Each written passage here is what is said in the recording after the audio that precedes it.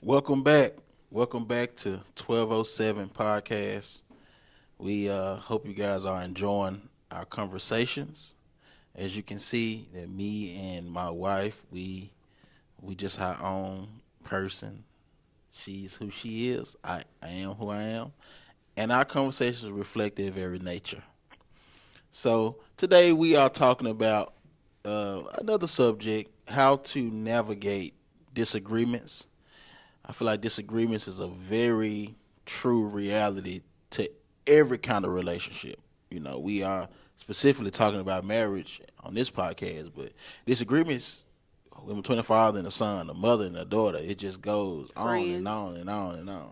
It's just disagreements. But how do we navigate disagreements within a marriage? Because and I think a good foundational point to start would be talking about when it says, and the two shall become one, Hmm. and shall become, right? So it's a becoming. We shall become one. We're becoming one.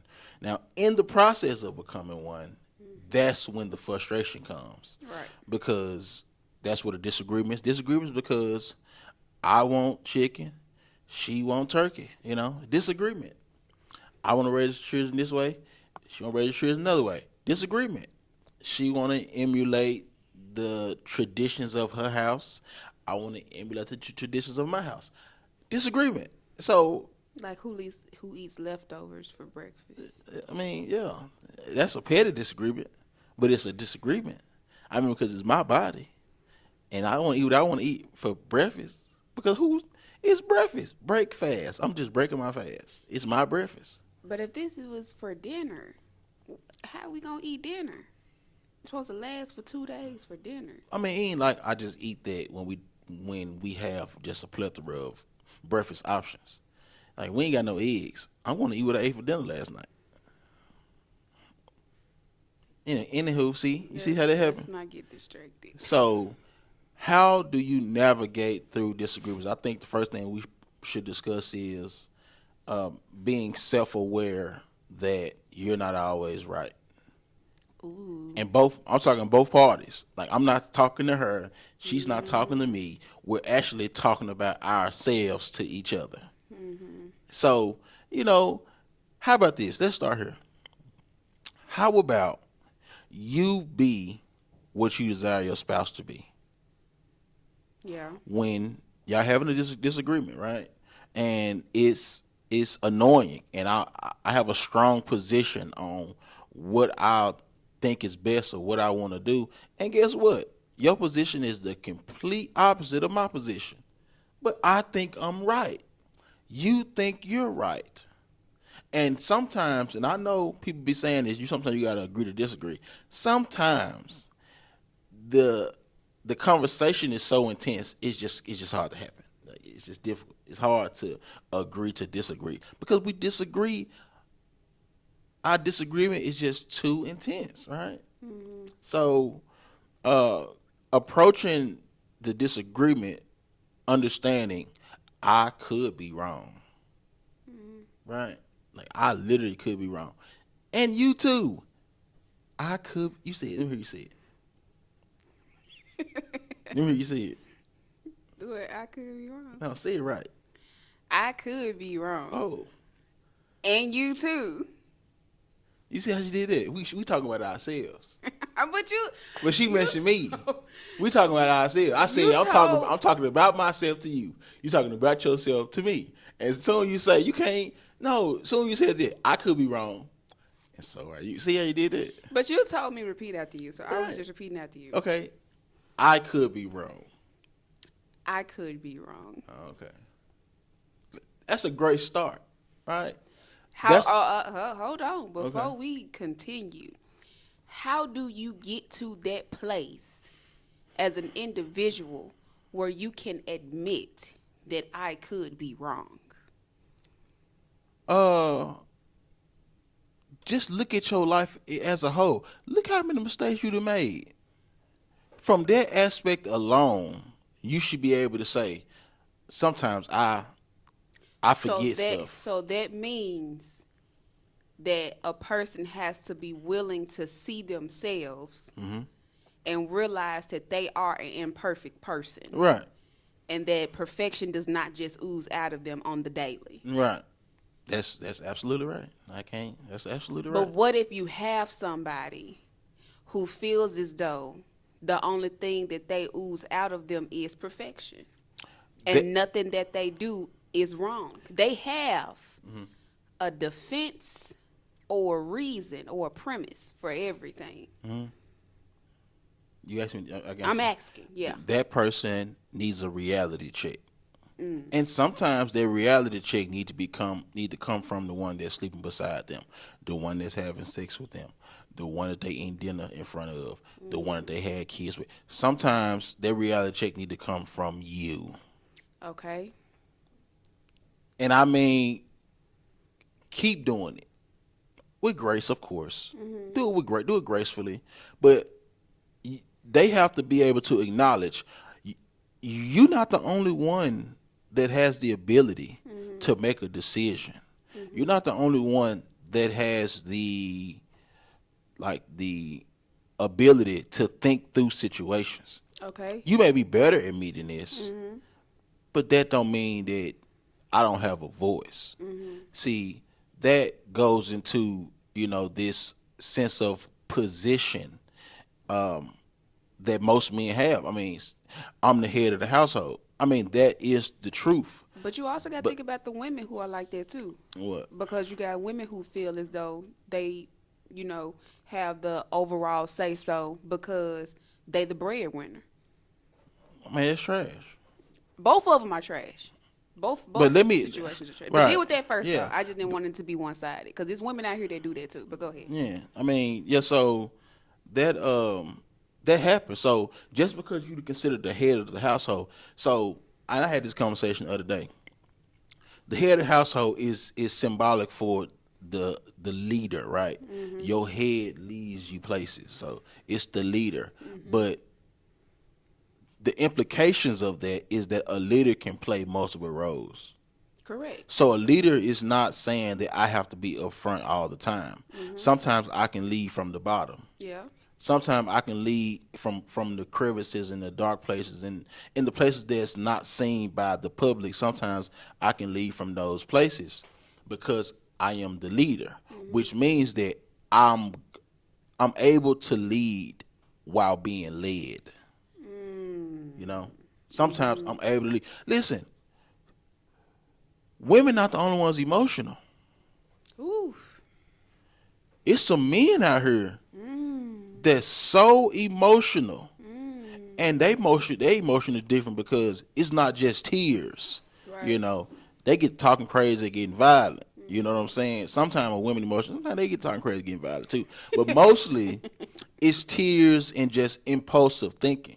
But that's the thing about being a man and emotional is that you're thinking impulsively while you're leading people who's expecting you to think logically. Right. That's what's scary because over time, people will lose their trust in your ability to make a Yeah. good decision, Right. to lead, And So, how can a woman submit to that if she doesn't trust how you're leading her? right.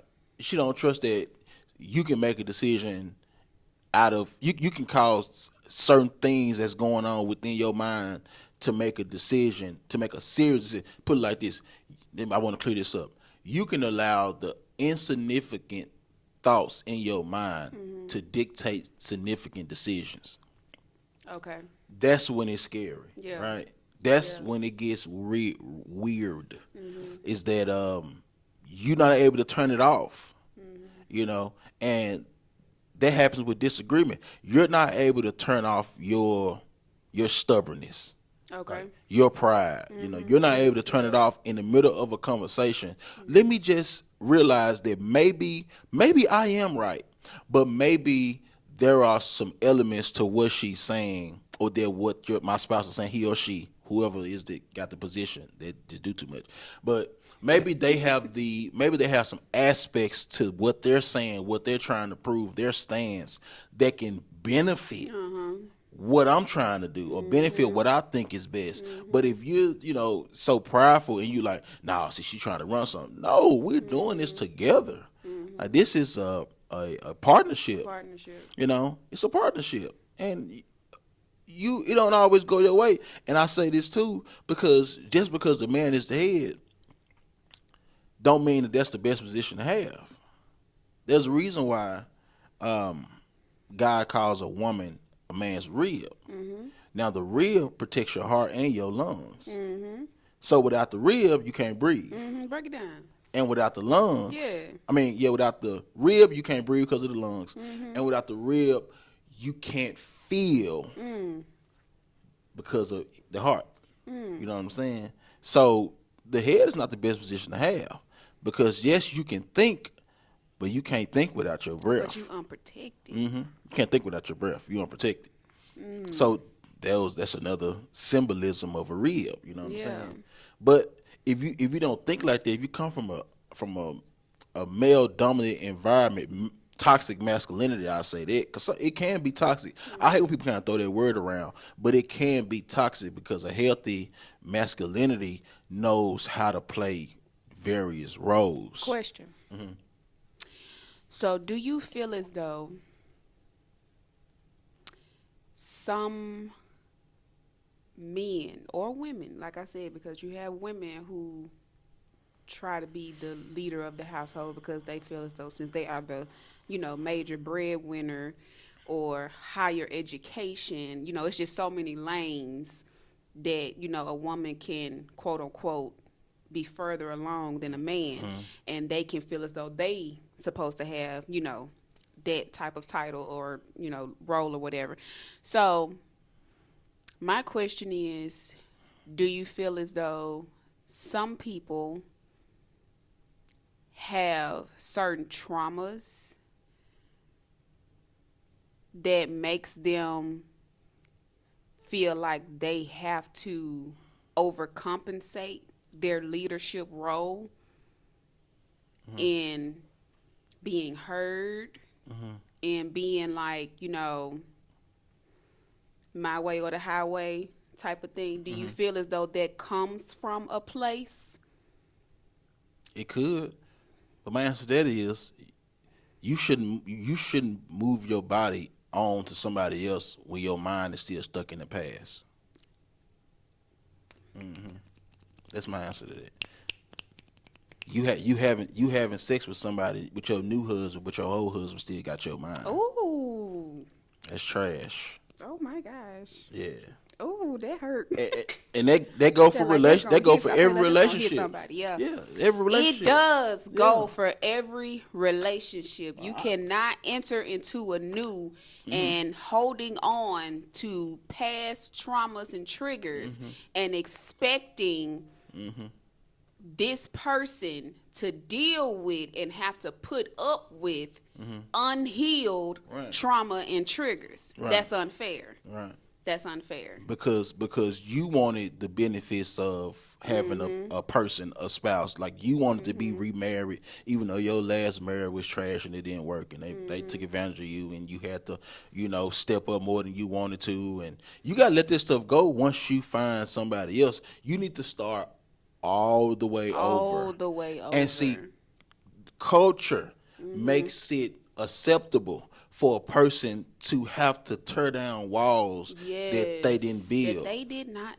Like, that's not right. That's culture telling you that. Yeah. And you will wear a person down because I ain't do this. Right. Like, I ain't got nothing to do with it. Why you got me cleaning up all this trash when I'm not the one that put the trash there? And you should have got like, this stuff done before we even you got ain't in. no real one because you ain't willing to help me work through this process.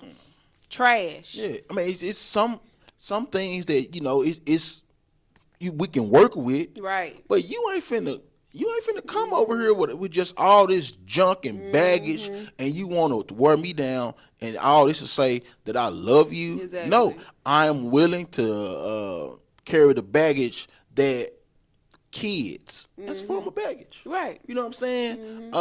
Sometimes debt, it's a form of baggage. Right. Sometimes certain responsibilities, that's a form of baggage. Yeah. But I can't carry invisible baggage. Exactly. And invisible baggage is the baggage that's in your mind. All that trauma and trigger. I hate that word. Trauma and triggering. You know what I'm saying? That I ain't got nothing to do with it. I didn't never know. You getting upset about something I was said, just gonna get ready to say but I it's ain't know invisible until Yeah, it becomes visible exactly. in the relationship. Right. Right.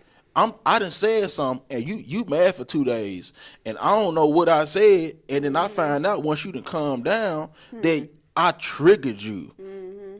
How do a man supposed to know that? How do a woman supposed to know that? Exactly. For the emotional men that's out there that don't know how to deal with that, that's not stoic enough to deal with the emotions that goes on in previous relationships. Get out your flesh. And Like, stop move thinking on. that people have the gift of reading minds. I say that all the time. People do not have the gift of reading minds. What? I just said it to her this morning.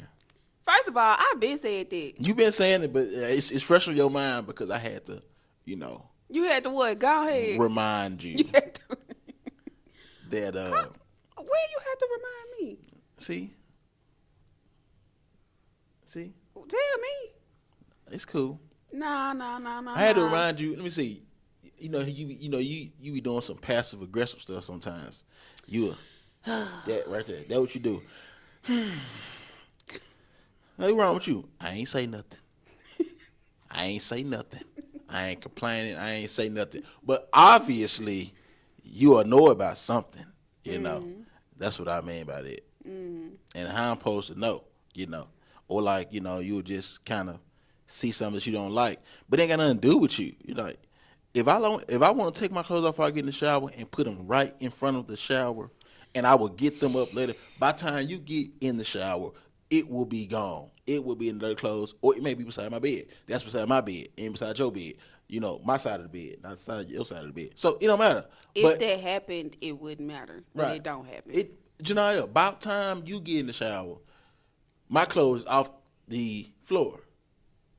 That's a true statement. No, And it's that's at least 90% of the time. I ain't 80. 10% because I don't want to I'll give you give you a good 75. That's a wee. I'll give you a good 75.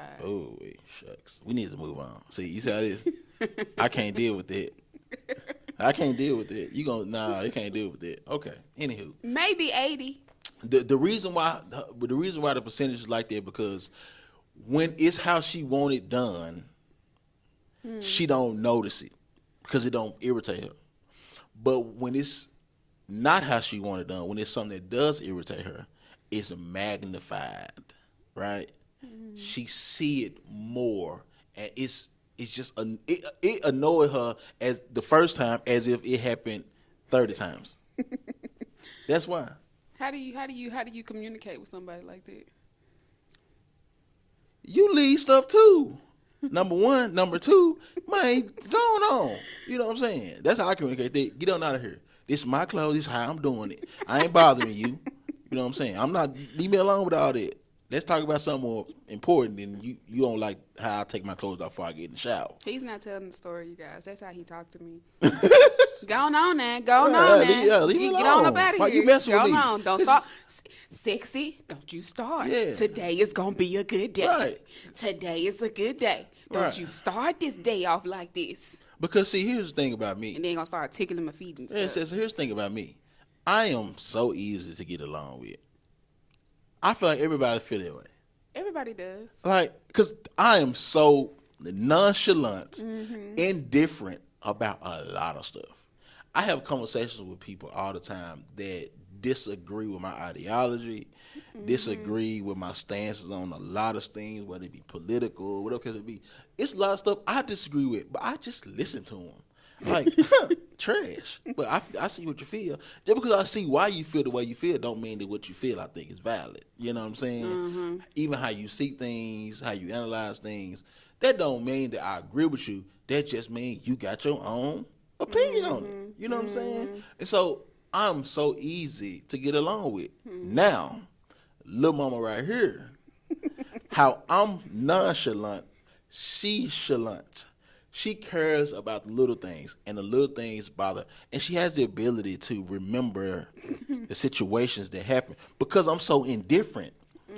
There's certain details that I miss. but because she cares, there are details that she hold on to. Her whole family like that, and it's crazy. No, it's literally crazy. It's so crazy. I'm just not like that though, and I'm glad I'm not like that because I ain't let stuff bother me. Listen, I'm 30 years old. Everything because I'm 30 years old. I feel like I'm at a good half and half now. Say something. Agree. When you want to. No, you can be, but every now and again, I ain't perfect. that old head stick up. It do. And when it stick up roughly. Do.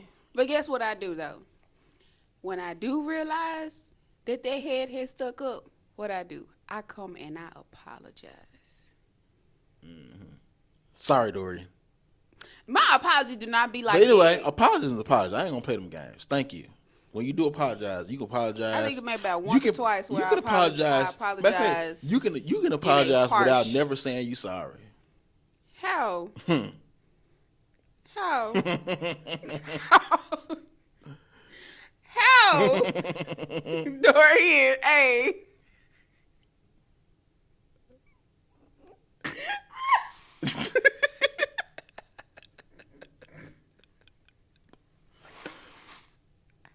How? You know how, so I ain't finna go there. No, you need to go there. No, I'm not going there. You know how you can apologize without ever saying you sorry? Oh, you talking about like that? Right. Oh, you talking? It ain't that many likes. It ain't that many like. It ain't that many this. I mean, I'm saying you talking about that. Right. You're nasty. Absolutely. I'm just saying. Listen, I'm a very simple man. Let's go to the next subject. Right. Because question. Right. I mean, yeah, so dealing with disagreements. Like, we just had a little minor disagreement there. You know. But anyway, dealing with disagreements. Firstly, what we say, realize that you're not always right. Yeah, realizing that you're not always right. And for those who have deeper issues other than just pure stubbornness, they have certain traumas and triggers from their past that causes them to overcompensate their leadership role based upon what somebody else did and how somebody else made them feel, or people in general. You know what I'm saying? It ain't had to be in a relationship. They could have just been treated a certain way their whole entire life. So now that they are finally in a position where somebody has to listen to me, they finna overdo it. You know what I'm saying? And so yeah, those two things. Okay. So secondly, that's two. This It was kind of like two. Okay. But I was like, anyway, it's about next we're gonna just go next. Focusing on the problem, realizing that the problem is the problem, and the person is not the problem. Okay. So the problem is whatever the subject is, whatever the topic is, whatever the reason of disagreement. That's the actual problem. So, of course, both of y'all got to realize that, hey, I'm not always right. Secondly, we got to change our focus. Sometimes we make the person the focal point of the disagreement, and we miss the real essence of the disagreement. You know, so if I'm just going at you, and then the disagreement is actually just over there chilling, floating around, drinking a cocktail. You know what I'm saying? So Give me an example. Okay, if we're arguing about what we're gonna eat for dinner, let's do something realistic. Okay. I want this, but you want that. I'm coming at you, and I'm telling you, man, you always eat what you want to eat for dinner. Woo. Always got, and I'm targeting you. I'm acting as if you're the problem, but you're not. The real problem is We don't know what we don't know what we eat for dinner. And so how can we come together and attack the problem opposed to being separate and attacking each other? So attacking the problem, let's identify what the problem is. See, these seem like baby steps. They seem real rudimentary, right? It seems rudimentary. It just means basic or elementary. But it seems right. It seems as if these baby steps are basic, but these baby steps brings clarity to the situation. Correct. So if we can just slow down and say, wait, Why are we arguing? Like, why? What are we disagreeing about? What are we waiting for dinner? Just an example. It can get way worse than this, right? What are we waiting for dinner? Okay, let's pinpoint our next couple of sentences toward the actual focal point, which is what are we eating for dinner? I'm not going to spend 30 minutes talking to you about how you don't ever know what you going to eat for dinner. Just like the same vice versa. You shouldn't spend all that time trying to tell me that it's always what I want to eat for dinner. Let's come to an agreement on what we will eat for dinner. Focus on the actual problem. Not saying, like I said, dinner may not be the best example, but it is an example. You know what I'm saying? What I'm finna say is, I feel as though the reason why it gets to that point is because sometimes in relationships you can already be feeling some type of way, and this particular conversation is allowing me to use how I already feel internally and go ahead and get it out. You see what I'm saying? I think that's the reason why little conversations like that turn into massive ones, because we have not came to our person with our issues, so we use stuff like that as a way to get it all out. So therefore, no, we're not dealing with the actual problem, which was what we gonna eat for dinner. You saying what we finna eat for dinner and wanting it to be what you want to eat has triggered how I've been feeling for probably the past 3 days.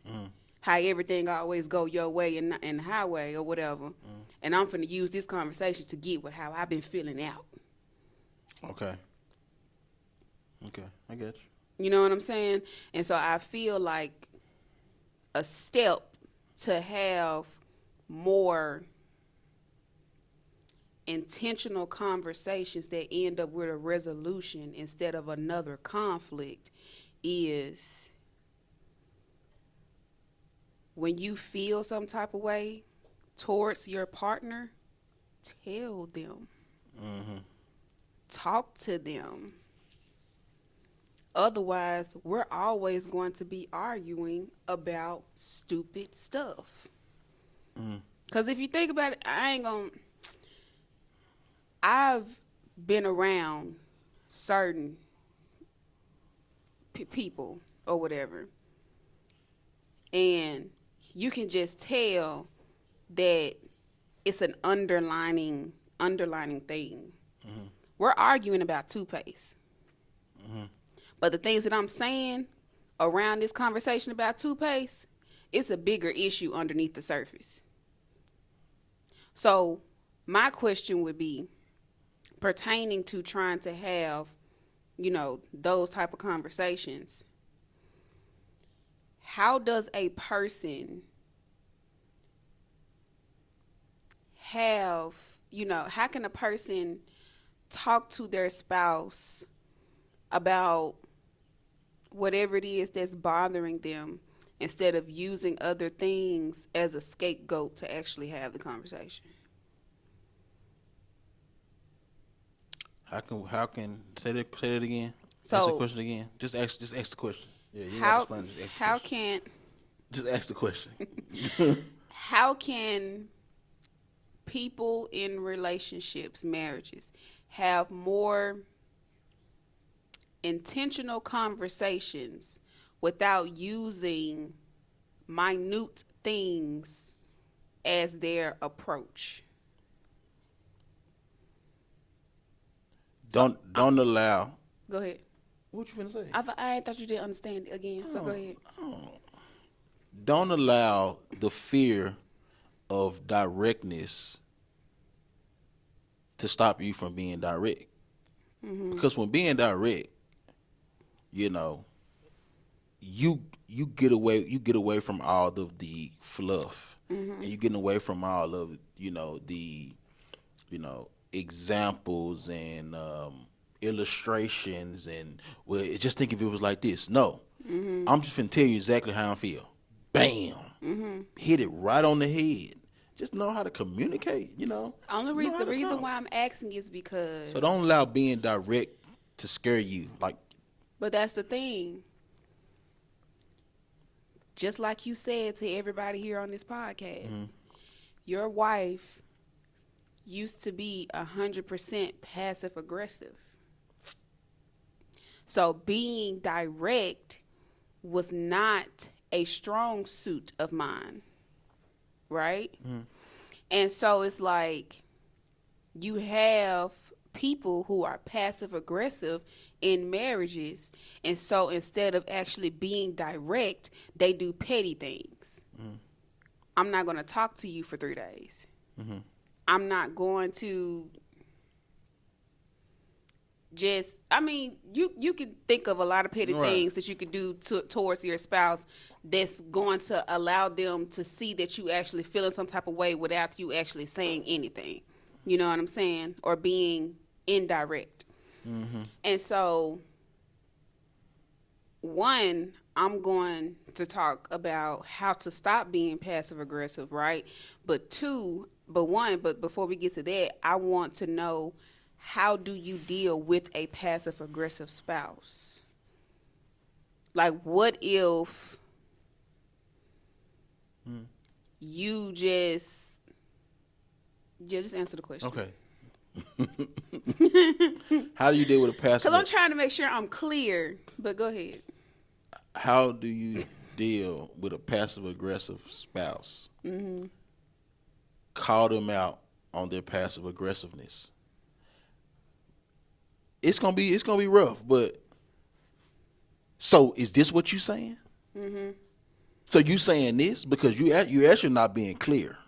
I don't really understand what you're saying, and so call them out on it. Push them to be direct, but it's gonna make you feel better because you're gonna understand what they feeling. It's gonna make them feel better because they're gonna be understood. So push a person to be direct. You can do that, and I do it with you. So you can do that. You can challenge a person into directness. Absolutely. You know, somebody can be passive. Passive aggressive, and you can see passive aggressiveness in how they cleaning up the house. Something wrong with her, but she being passive aggressive. She's passively trying to hide her aggression. You know what I'm saying? She just trying to just go with the flow, but she want me to see there's something wrong with her, but she won't say nothing wrong with her. So what I would do to you, flat out, I would literally get on your nerves, stop you from cleaning up. I would literally probably grab you and put you on the couch and just hold you and let you know, hey, I see you. Now what's wrong with you? What's up with you?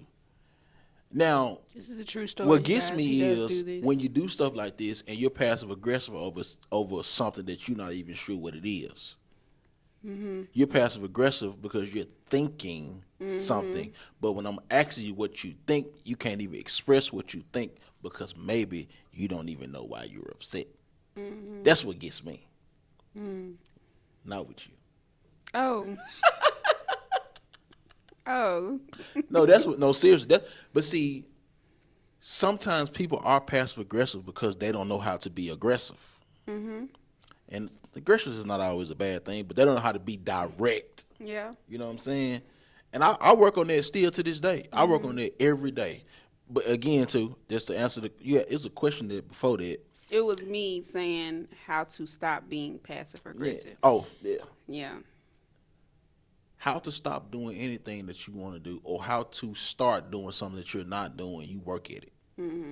You work on being direct. You ask yourself those questions. What's really wrong with me? What irritated me? What got on my nerves? Be able to pinpoint that, and prayerfully 1 or 2 sentences. But if more, it has to be more. But if you can be direct, it don't take all them words. Because what helped me is doing those very things, actually getting to the place of, okay, now, where did this frustration just come from?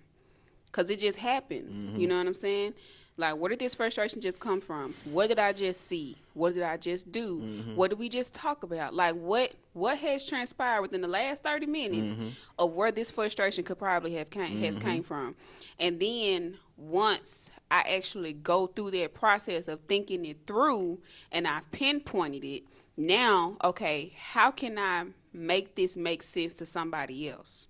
Because I've had to understand that being direct is good, but if you're not being direct to where they can understand your directness, then it's still like But pointless. to me, the only way that a person can be indirect, indirectly direct, which is that what you mean? Like, I'm being direct to me, but they're still not understanding. I don't feel like you make sense. Because I feel like when a person is just being as plain as, so anything you can break down to where a child can understand, you really understand it. Okay. If you can't break it down to where a child can understand, you probably don't truly understand the material. So when it comes down to how you feel, if you can't break it down how you feel directly in a simple way, do you truly understand what's going on within? That's what I said. Going through it in your mind so that once you explain it, it can be understood to the other person. I know, but I was responding to when you said, what if the person not understanding? I ain't say that. I'm so glad it's recorded. Oh gosh, I'm so glad it's recorded. Cause we always talk about this. This one of the disagreements. Family, this is one of the disagreements. I say something or she say something and she go back and say, I ain't say that. Like, oh, it's recorded. Oh, we gonna see. Cause I always say we need just a video camera in our life all the time, just for us. Because this a trip here. This a trip. But we gonna see. Anyway, but yeah, so those are the things that I have been working on. Also, I also feel as though some part of being passive aggressive, this doesn't apply to everybody, but I do feel like some people who deal with passive aggressiveness also deal with people pleasing. Because people pleasing causes you to also not be direct because you're not wanting to say or do something that could possibly not please the other person or could possibly make them upset, don't understand where you're coming from, the whole 9 yards. And so now you're being passive aggressive because you feel as though this could be the best way to do it instead of being as direct as I want to do because I'm still trying to please them at the same time. And so another thing to stop being passive aggressive is to stop being a people pleaser. And that was a hard one for me in all areas. Yeah. All I areas. still struggle with that too. I struggle Yeah. with not wanting to hurt people's feelings. Yeah. Yeah. And you said this to me is that, and I'm still kind of, I don't want to say I'm on the fence. So if you climbing the fence, I'm at the top of the fence. I ain't quite over the fence. I'm at the top of it. Like, I agree with you, but I just ain't ready to jump yet. So it's like you once said to me that you can't be concerned, and tell me if I'm wording this wrong. You can't be concerned of how another person is going to receive with what you have to say. Right. You can't be, because in that case, you're going to be, yeah, I agree. I mean, I think I said it a little differently, but that's what I said. I feel that's why I said but tell no, me if I'm wording that's it the wrong. point of what I was making. That's perfect, honestly. Yeah. Because what happens is you're filtering the truth to their ears And so or to their mind. And so the reason why I'm saying that is, how do you do that in a healthy way in a marriage, though?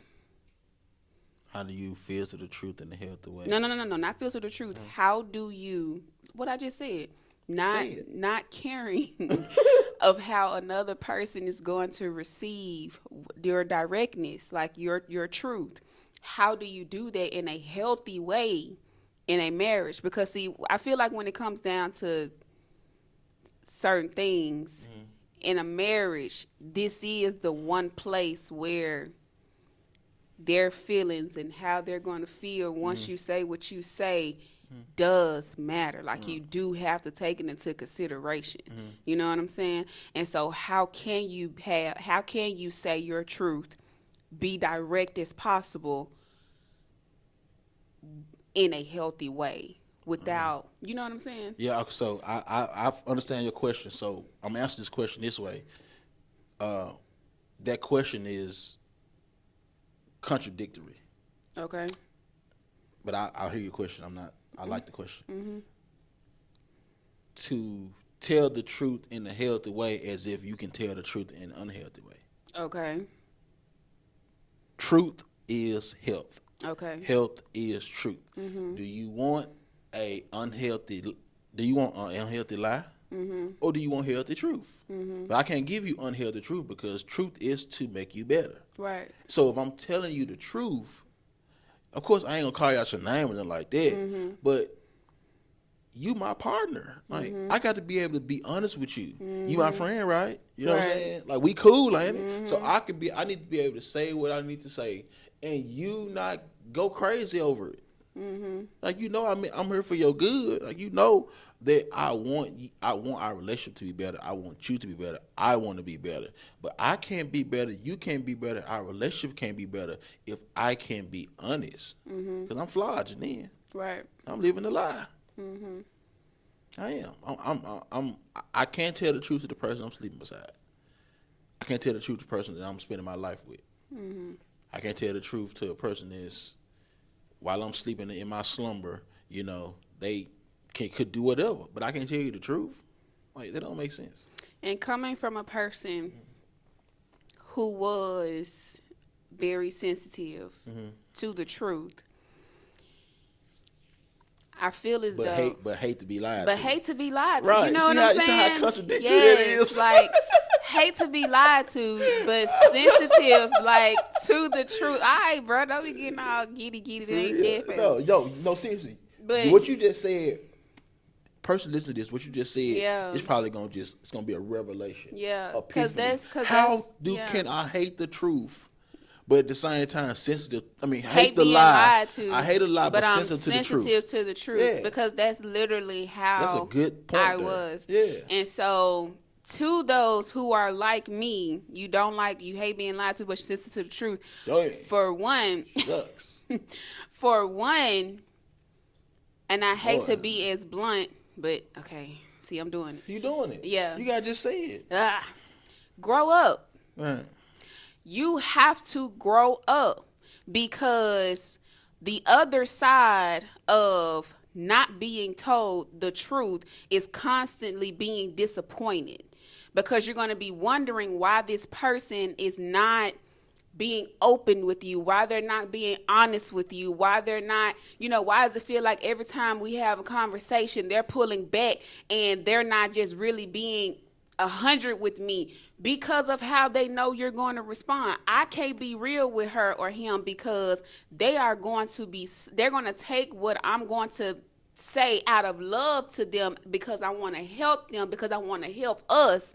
I can't be real with them because baby girl gonna be over here crying or baby boy gonna be over here, punching holes in the wall or something. And so it's like, you have to grow up, and in the process of growing up, you have to do some hard conversations with yourself.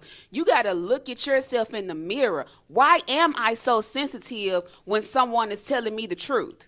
Why can I not handle the truth as in a healthy way, mindset wise? You know what I'm saying? Why is it that I begin to shrink when the truth is supposed to help build me? And so in the process of growing up, do some self-reflection.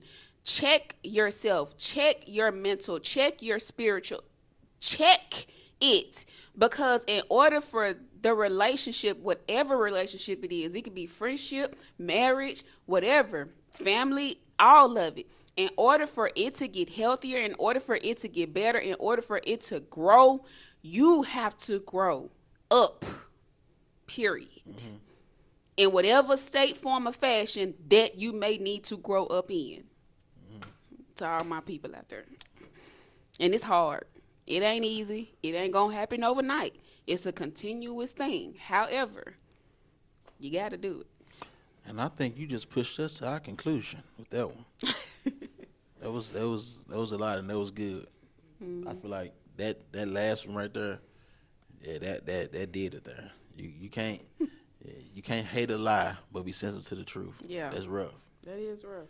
So, people, family, you all, please like, comment, and subscribe. And if y'all don't mind, if this video is helping y'all, like, share it to y'all Facebook pages, Instagram pages, Twitter pages, Snapchats, to the groups and the groups that you follow and all this stuff. Please do share some snippets. Just help us out, because we out here just trying to help. We'll be married 10 years in on December the 7th. So we ain't got long. And it's like a week away. About a week and a half. Week and a half. Mm-hmm. So yeah, like, comment, subscribe, Deuce and Drew, share. You sit over there with your dad, and you come here. And before we close out, we're going to sing happy birthday. We're going to sing happy birthday to Drew. All right. All right, ready? On count of 3. How old? Hold, before you sing happy birthday, tell them how old you're going to be. 7. You're going to be 7. Oh, my God. You're going to be 7. Big. Okay, son, don't do that. All right, you ready? Let's sing happy birthday. 1, 2, 3. Happy birthday to you. Happy birthday to you. Happy birthday to Drew Boo, my Bookie, my Drew, my Bookie. Happy birthday to you. Y'all wish me a happy birthday in the comments, and Yes. for every comment, Right, boom. for For every finish comment, chill. we will show him. Yes. He know how to read happy birthday. So Yes, he does. thank you guys. We love you guys. Y'all be safe. 1207. 1207 podcast.